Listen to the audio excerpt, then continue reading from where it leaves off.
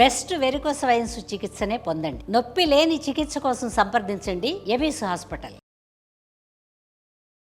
నమస్కారం. మాఘపురాణం 12వ రోజు పారాయణలోకి వచ్చాం.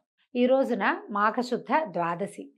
ముందు రోజు ఏకాదశి నాడు ఉపవాసం ఉన్నవారు, ద్వాదశి నాడు ఎవరినైనా సద్బ్రాహ్మణుని పూజించి ఎవరికైనా పారణని ఇచ్చి, అంటే ఉపవాసం చేసిన వాళ్ళకి భోజనం పెట్టి తర్వాత మనం భోజనం చేస్తే మంచిది.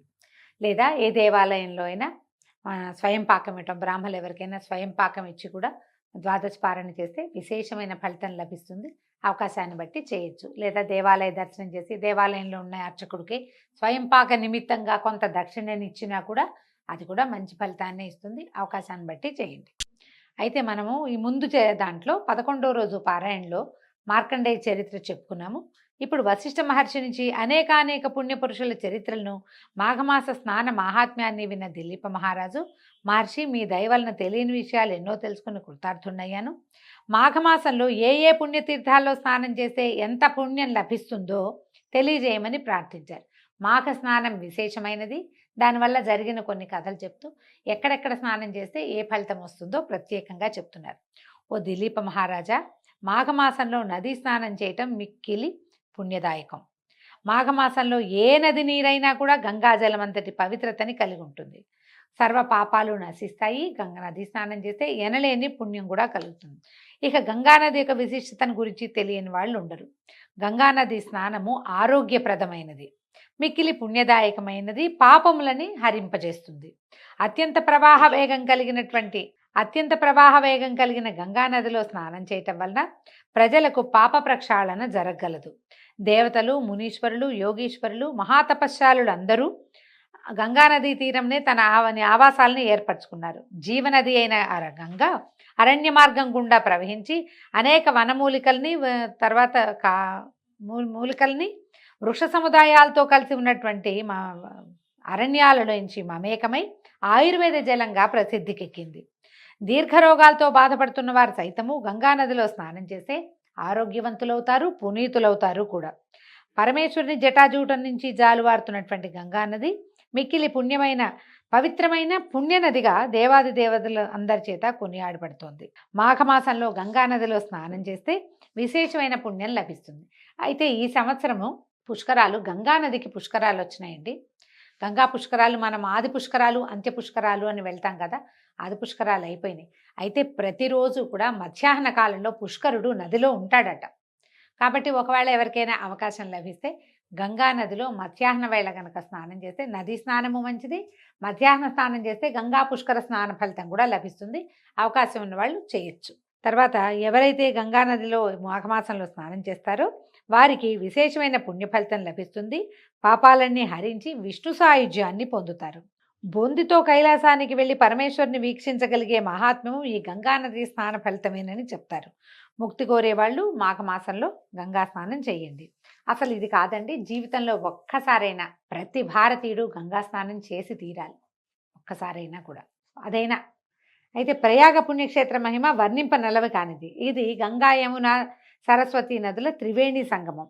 మాఘమాసమందు త్రివేణి సంగమంలో స్నానం చేసి మాఘమాస వ్రతాన్ని, పూజలు చేసి దాన ధర్మాది కార్యక్రమాలు చేసినచో నేరుగా విష్ణు సాయుధ్యాన్ని చేరతారు. అందులో సందేహం లేదు. ఈ ప్రదేశం గొప్ప విశేషతను సంతరించుకుని ఉన్నది. ఇక్కడ గంగ సముద్రంలో కలుస్తుంది.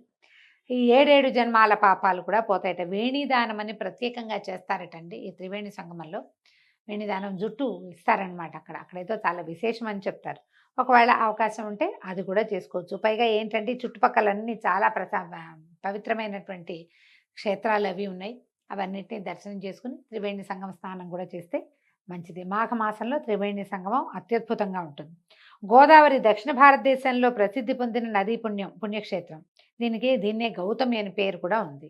ఇది పడమట కనుమలకు దగ్గరలోనూ నాసికా త్రయంబకం అనే పుణ్యక్షేత్రం అందు పుడుతున్నది. గౌతమ మహర్షి తన గోహత్యా దోషాన్ని నివృత్తి చేసుకోవడం కోసం ఈశ్వరుని గురించి ఘోర తపస్సు చేశాడు. ఈశ్వరుడు మెచ్చుకొని గోహత్యా ప్రదేశము మీదుగా గోదావరిని అంటే గంగానదే ఇక్కడ వచ్చిందనమాట. ఇక్కడికి వచ్చి ఇట్లా గోదావరి పేరుని తెచ్చుకుంది. అంచేతే గౌతముని వల్ల వచ్చింది కాబట్టి ఈ నదికి గౌతమి అనే పేరు కూడా వచ్చింది. ఎన్నో ఉపనదులు ఇందులో కలుస్తాయి.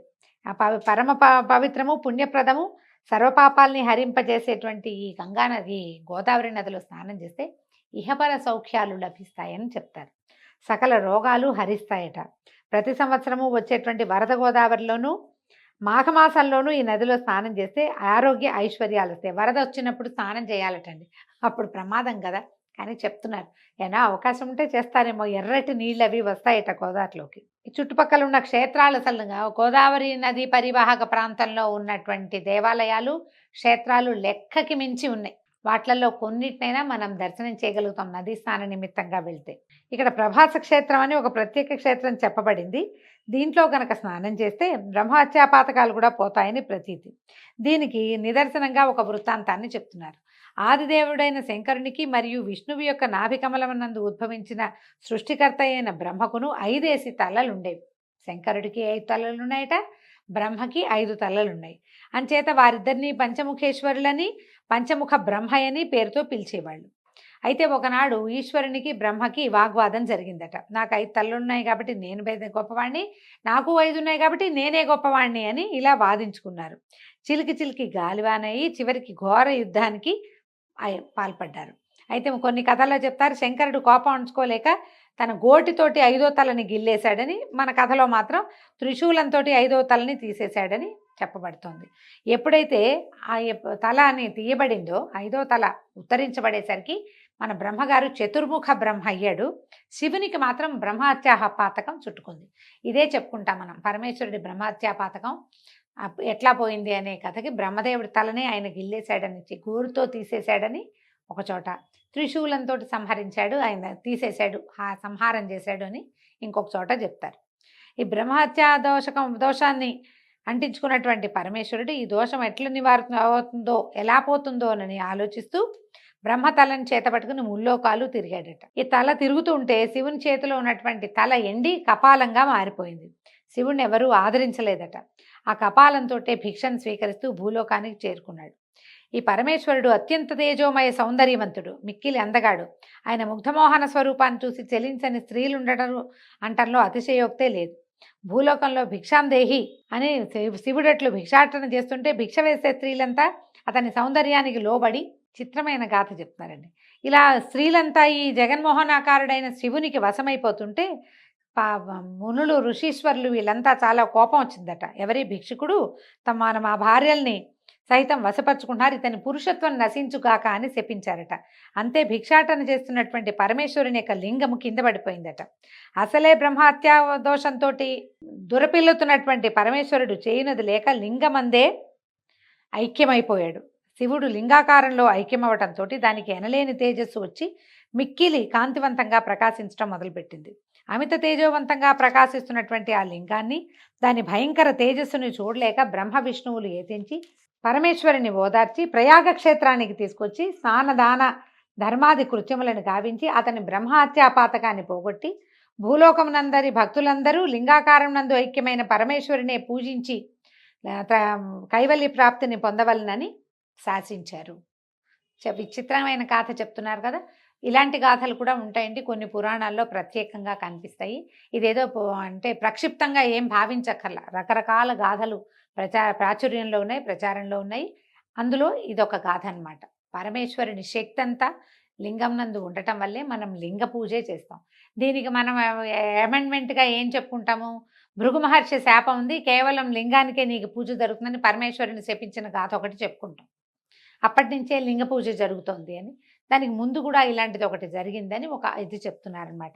శివుడంతటి వాడే తన బ్రహ్మహత్యాపాతకాన్ని బాపుకొనుటకు ప్రయాగ క్షేత్రమందు స్నానమాడి పూజా పునస్కారాలు దాన ధర్మాది కృత్యములు నిర్వహించాడు. కాబట్టి ప్రయాగ అత్యంత పుణ్యప్రదమైనది.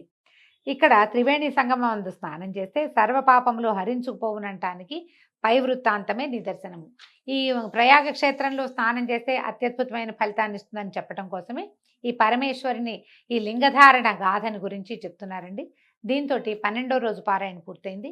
రేపు ఉదయం మళ్ళీ 13వ రోజు పారాయణలో కలుసుకుందాం. నమస్కారం.